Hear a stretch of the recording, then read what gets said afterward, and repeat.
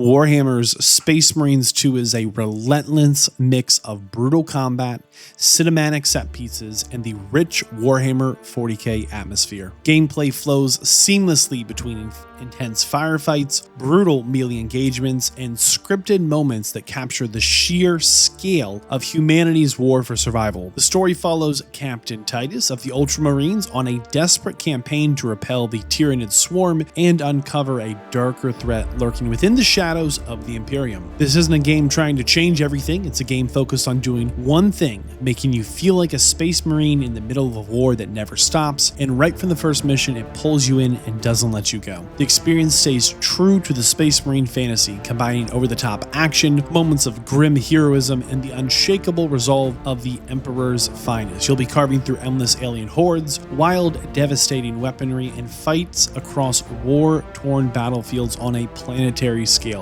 From holding the line in sieges to storming the massive Tyranid swarms, every mission is going to be pushing Titus's courage, skill, and loyalty to the Imperium to their absolute limits. I'm Vadd, and I want to be clear right here at the start. Space Marines 2's story is straightforward but engaging. It delivers weighty combat, great weapon feel, and a world that looks and sounds like Warhammer should. The linear structure works because it keeps you in the action. I think new players can enjoy this entry without needing any deep lore or background knowledge. The co-op PvP modes are going to add some replay value, and depending on how future updates go, kind of depends on how much there. To be clear here, it's not flawless. There are some patient issues, and a lack of lighter moments can kind of keep things from feeling well-rounded. You know, when you're in the middle of a massive battle, a lot of these flaws just fade into the background. Combat really is the heart of Space Marines 2. You're going to switch between brutal melee modes and this heavy, repetitive gunfire seamlessly. Your chain sword is going to rip right through enemies with weight and impact. Your bolter and your plasma rifles are going to deliver the satisfying, engaging, ranged firepower. Movement feels heavy, but actually kind of precise. You can dodge, you can close gaps, and you can stay in the thick of battle without feeling clumsy. Enemies are going to be coming in waves. The Tyranids swarm you in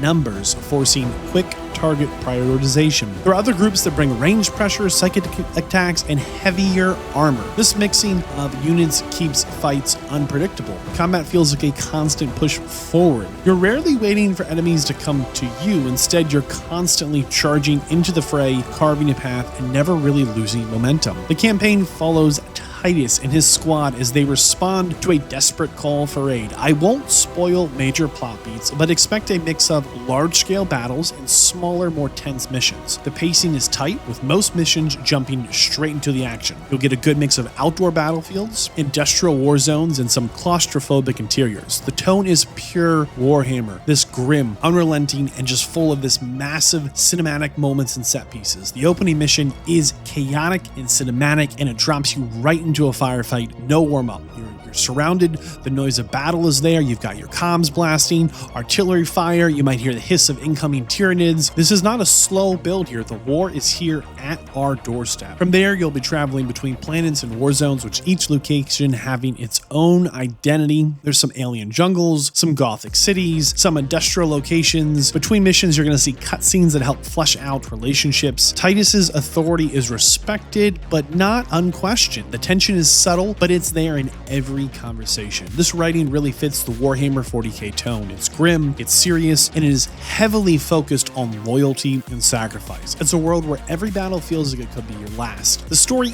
is a little one-dimensional, leaning almost entirely on these tones of strong duty and strong honor. They carry kind of everything there. Our main enemy is the Tyranids. They're fast, they're aggressive, and they have some decent variety. You'll be facing swarms that flood the battlefield, some larger towering beasts that demand your attention, and some aerial enemies that force you to think a little bit vertically. The weapon system is one of the game's best features. You carry a primary weapon, a secondary sidearm, and a melee weapon. Between missions, you can choose your loadout and tailor it to your playstyle. On the field, you'll find extra weapons, ammo, and often in the middle of a fight. Flamers can clear swarms, sniper rifles lets you pick off threats from afar, plasma guns cut through armor, the melee weapons like the chain swords, the power swords, the thunder hammers, they turn close combat into a brutal dance. Combat pushes you forward. Execution refills your shields. So playing too cautiously is often a net loss. You want to be in there getting those executions. Abilities like Righteous Fury give you a few seconds of near invulnerability. This lets you cut through hordes of enemies without fear. This movement feels heavy, but it's responsive. You're not a fast soldier, you're a tank with legs. Every action has this weight to it. The core combat mechanics work well in short bursts. Without new enemy types or mechanics to keep things fresh, the excitement can fade fast. While weapons are satisfying to engage with, the loop doesn't evolve in too many meaningful ways, and overall the gameplay ends up feeling a little predictable. Boss encounters stand out. There's large Tyranids with some heavy melee attacks, some swarm support, forcing you to balance your dodging, your targeting, your crowd control. Some fights take place in tight spaces where enemies can corner you, and others happen in a more wide open zone with some hazards. The enemy AI is aggressive. The swarms try to encircle you, shooters will hang back and kind of sidestep, big units will charge you, break up your formation. It keeps fights varied and feeling dangerous. I found the environments in Space Marines 2 a visual feast. The alien jungles feel alive with the plants and the spores and the lighting and the strange colors. The Gothic cities stretch upward with towers and arches and statues of heroes that might be long dead. There are kind of industrial zones with some noise, some dirt, some smoke, and every location feels lived in, or in some cases like it's been fought over for quite some time. The visual presentation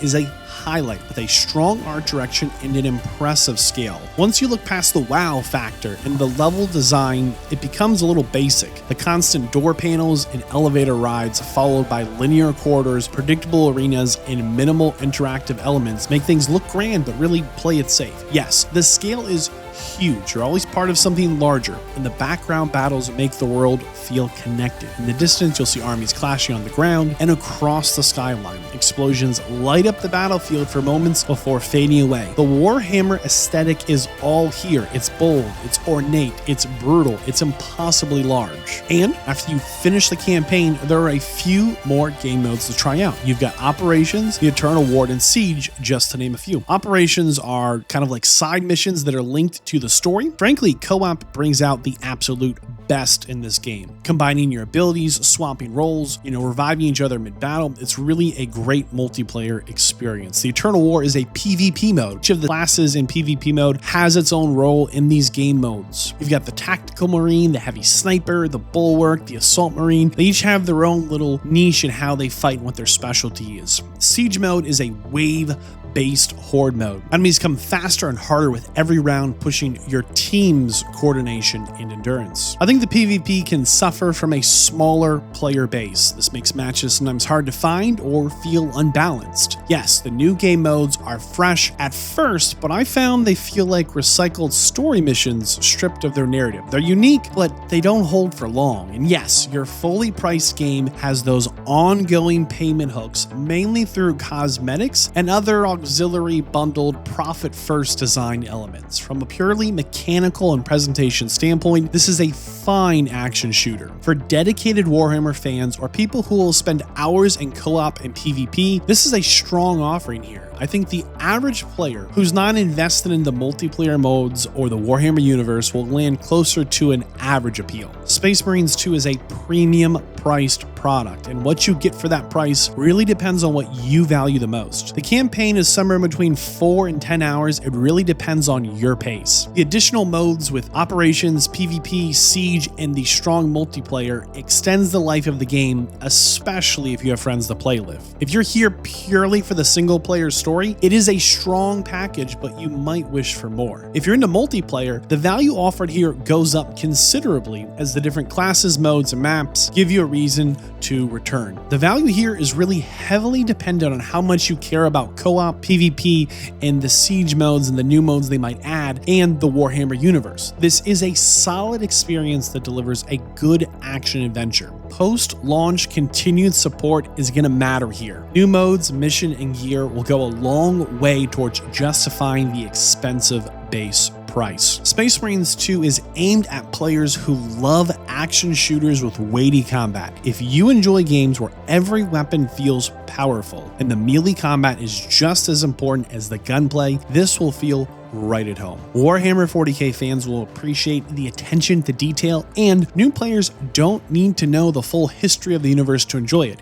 If you do know more about it, you'll notice the extra care that's been put into some of the world building. This is also a great fit for co-op players. If you have friends who like working together through wave-based modes or tactical objectives, Operation and Siege will keep you busy. Competitive players can burn some time in the Eternal Wars class-based PvP. For the average player, or for those primarily seeking a meaty single-player campaign, this will feel thin. Space Marines 2 here is built for people who want a high-intensity battle and a brief, focused linear experience. Warhammer 40k Space Marines 2 is awarded a 2 out of 5. I recommend.